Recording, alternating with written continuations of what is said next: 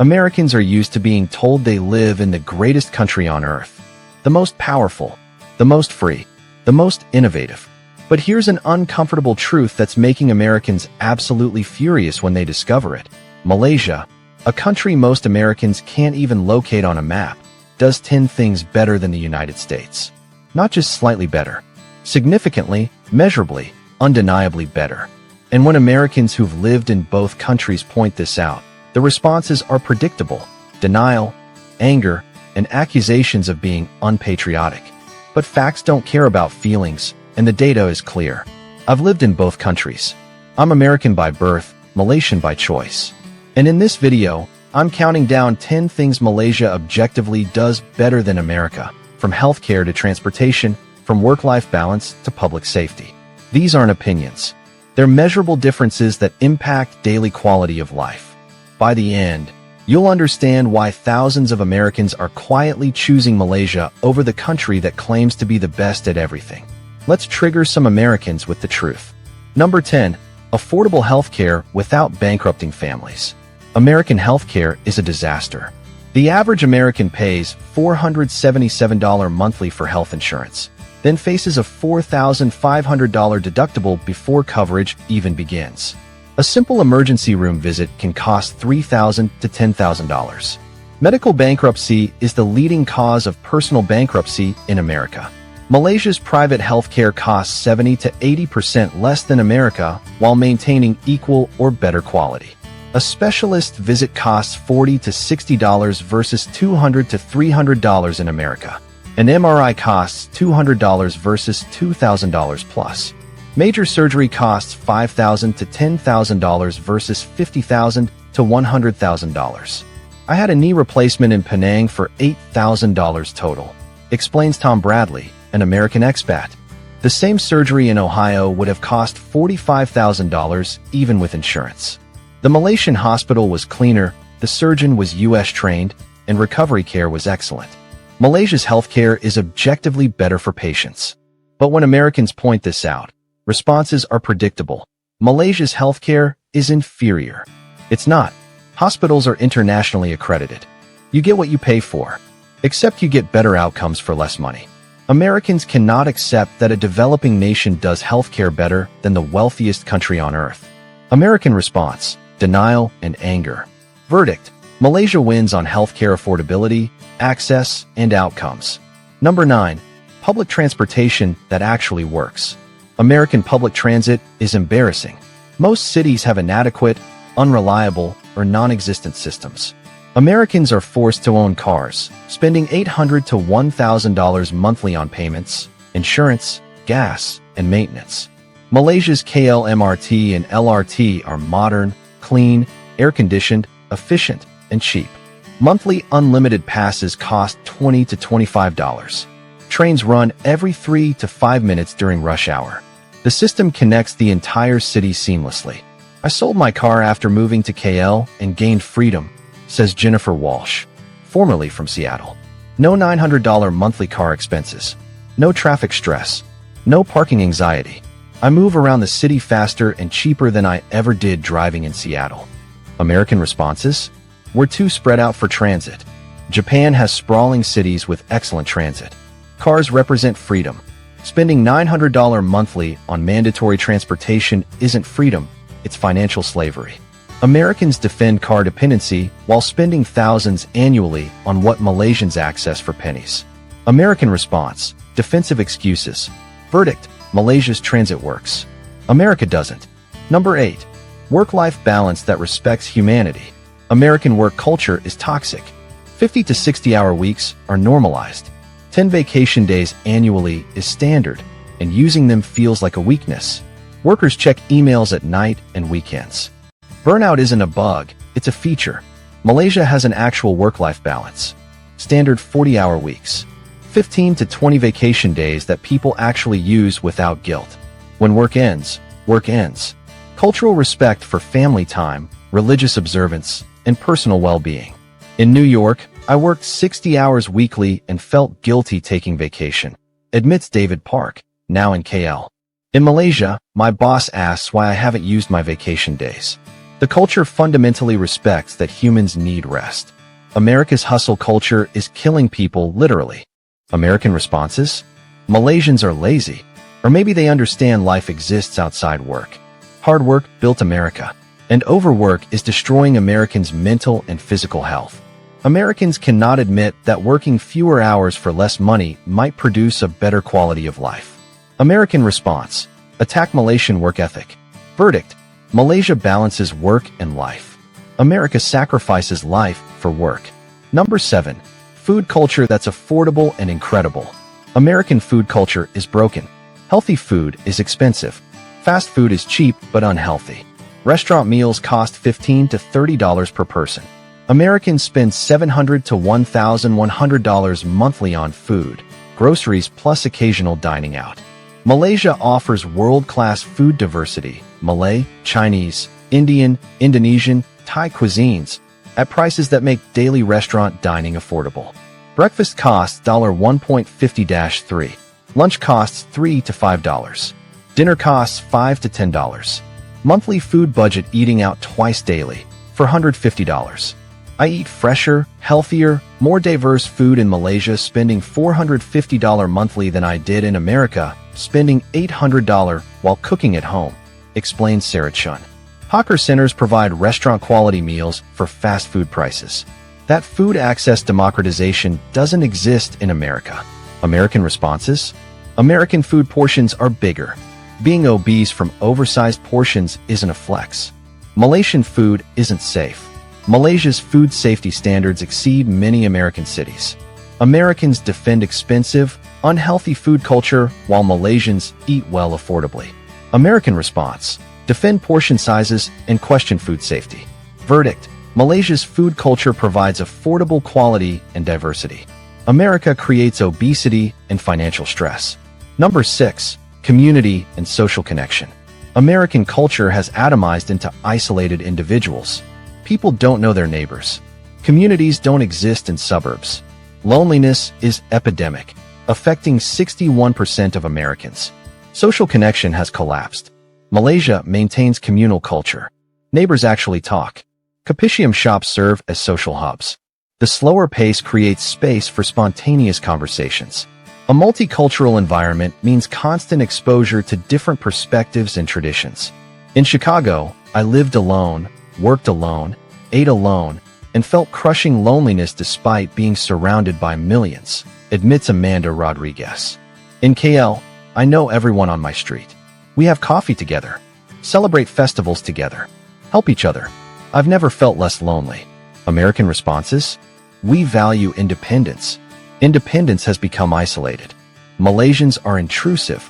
Caring about neighbors isn't intrusive, it's human. Americans defend the loneliness epidemic as independence while dying of social isolation. American response: reframe isolation as independence. Verdict: Malaysia maintains healthy community bonds. American individualism created a loneliness crisis. Number 5. Safety without mass shootings. This one triggers Americans most. Malaysia has strict gun control, and it works. Violent crime is significantly lower than American cities. Mass shootings don't exist. Schools don't need active shooter drills. American gun violence statistics are horrifying. 48,000 plus gun deaths annually. Mass shootings weekly, school shootings routine. American children practice hiding from shooters as normal education. I don't worry about my kids being shot at school in Malaysia, states Robert Thompson, father of 2. That sentence should sound insane, but it's legitimate parental anxiety in America. Malaysian parents don't live with that fear. That's quality of life. American responses explode. Second Amendment is freedom. Criminals will get guns anyway. Malaysia is authoritarian. Americans defend gun deaths with constitutional arguments while Malaysian parents send kids to school without bulletproof backpacks. American response: furious defense of gun rights. Verdict: Malaysia's gun control creates safer society. American gun culture creates mass casualty events. Number 4. Multiculturalism that actually works. America claims to be a melting pot, but is increasingly segregated, divided, and hostile across racial and religious lines. Race relations are arguably worse than decades ago. Religious tensions flare constantly. Malaysia is 60% Malay, 23% Chinese, 7% Indian with Islam, Buddhism, Christianity, and Hinduism all practiced openly.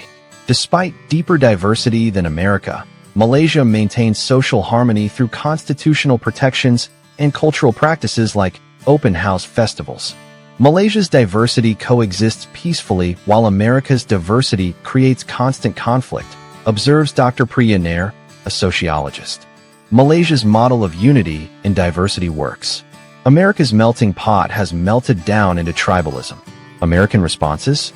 We're more diverse. Diversity without harmony isn't an achievement. Malaysia has ethnic tensions. True, but they don't burn cities over them. Americans cannot admit that a Muslim country manages diversity better than America. American response: deny comparative failure. Verdict: Malaysia achieves multicultural harmony. America's diversity creates division. Number 3. Affordable housing that doesn't require debt slavery. American housing has become financial oppression.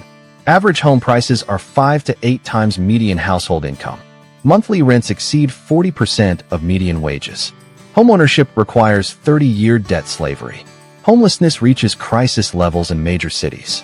Malaysia maintains relative housing affordability. KL apartments cost $600 to $800 monthly. Buying a condo costs $150,000 to $300,000, achievable without generational debt. Middle-income Malaysians can actually afford housing. In San Francisco, I paid $3,200 for a tiny apartment and could never afford to buy, explains Lisa Wong. In KL, I pay $700 for a spacious condo and I'm saving to buy. Malaysia hasn't let housing become speculative commodity, destroying affordability like America has. American responses? Our houses are bigger and require debt that destroys financial security. Malaysia's buildings are inferior. Modern Malaysian condos have better amenities than aging American apartments. Americans defend the housing crisis as success because home values increased, ignoring that this destroyed accessibility. American response: confuse home values with affordability. Verdict: Malaysia maintains housing affordability. The American housing system creates homelessness despite massive wealth. Number 2. Education without debt slavery. American higher education has become a predatory debt trap. Students borrow $50,000 to $200,000 for degrees, then spend decades paying loans while interest compounds. Student debt prevents homeownership, delays families, and creates financial stress lasting into middle age. Malaysia's public universities charge minimal fees for citizens. Private universities and international schools cost $5,000 to $15,000 annually, affordable without crushing debt. Malaysian graduates start careers without financial millstones around their necks. I graduated from an American university with $85,000 in debt, admits James Park. My Malaysian colleagues graduated debt-free or with minimal loans. They bought homes at 25. I'm 35 and still renting because student loans destroyed my finances. Malaysia's education model is objectively better for students. American responses? American degrees are superior. Malaysian universities rank well internationally. Loans are investments. Investments that bankrupt young adults aren't good investments. Americans defend education debt as necessary while Malaysian graduates start life financially free. American response: defend debt as investment. Verdict: Malaysia educates without debt slavery. American education creates financial bondage. Number 1. Quality of life over GDP theater. Here's the ultimate difference.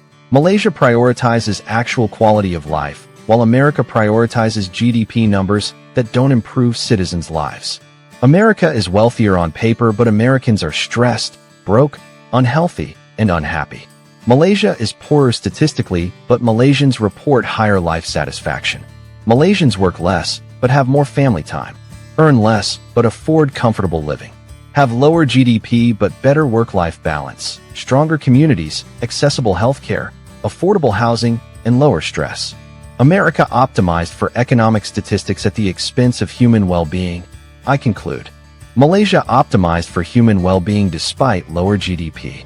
When I choose where to live, I choose the place where my actual daily life is better, and that's Malaysia. American responses reveal the cognitive dissonance. GDP proves we're better.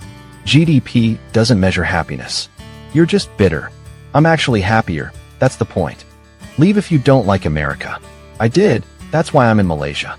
American response: fury and denial. Verdict: Malaysia delivers quality of life. America delivers GDP statistics while citizens suffer. Why this makes Americans so angry? Americans aren't mad because these comparisons are wrong. They're mad because they're right. American exceptionalism is a core identity belief. Admitting that Malaysia does important things better challenges everything Americans were taught about their country's superiority. The anger reveals deep insecurity.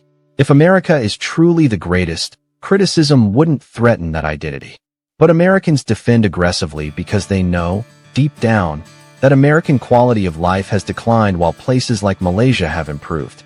We want to hear from you. Americans, do these comparisons make you mad? Prove me wrong with data, not feelings. Malaysians, what else does Malaysia do better? Everyone else, which country would you choose for quality of life? The comment section is about to become a war zone. If you're brave enough to admit America doesn't do everything best, smash that like button and subscribe. Watch next, 10 things America does better than Malaysia. Because fair criticism goes both ways, and America does excel at some things Malaysia can't match.